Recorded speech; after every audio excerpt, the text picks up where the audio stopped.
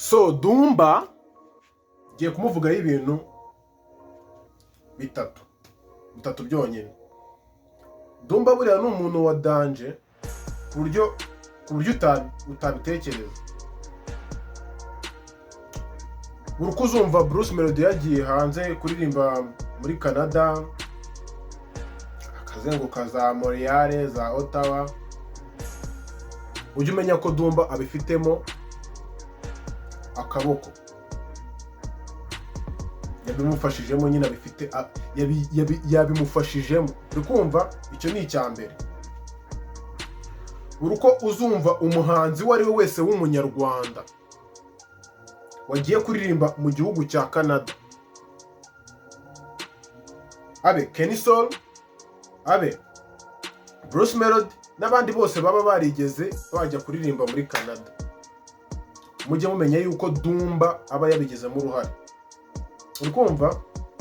So rero ikintu cya mbere nababwiye, buri uko uzumva yuko umuhanzi w'umunyarwanda yagiye kuririmba muri Canada, mujye mumenya ko ari bo babishyizemo uruhare. Okay, icyo ni icya mbere. Icya kabiri, Dumba niwe muntu ushobora gukora challenge y'indirimbo yawe aririmba kwa akunda aseka yibereye mu modoka yiwe n'utu iPhone adufite mu ntoki,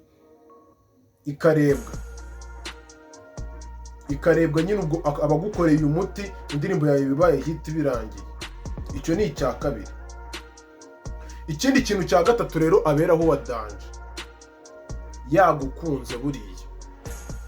Dumba yagukunze. Ikintu cya gatatu, Dumba aramutse kwiyumvishemo, yakugeza hahandi wumva yuko sinzi ukuntu nabikubwira, yakugeza hahandi wumva yuko utagera. Icya mbere nakikubwira, icya kabiri, iki ngiki ni icya gatatu. Dumba yakwikundiye yakugeza hahantu wumva nyine kabisa, yakugaburira pe. So rero nibyo bintu nari nateguye kuri Dumba. Gusa nyine Dumba ni umuntu wa danje mane. Dumba ni umuntu wa danje kandi nyine ndabizi sometimes n'igihe umuntu akora video gutyo ugasanga iranagegeza kuri nyir'ubwite tu, niramuka imugezeho much respect kuri Dumba kandi nyine ndamwubaha tu. Ubu ngubu njyewe buri muntu wese nubaha, buri muntu wese nemera, buri muntu nyine wese mereza respect, uzajya umubona hano, nyine ngira ukuntu nyine mbyitwaramo. Okay, thanks kandi mwese ndabakunda cyane. Mukore follow, abari YouTube bakore subscribe. Muraba agaciro.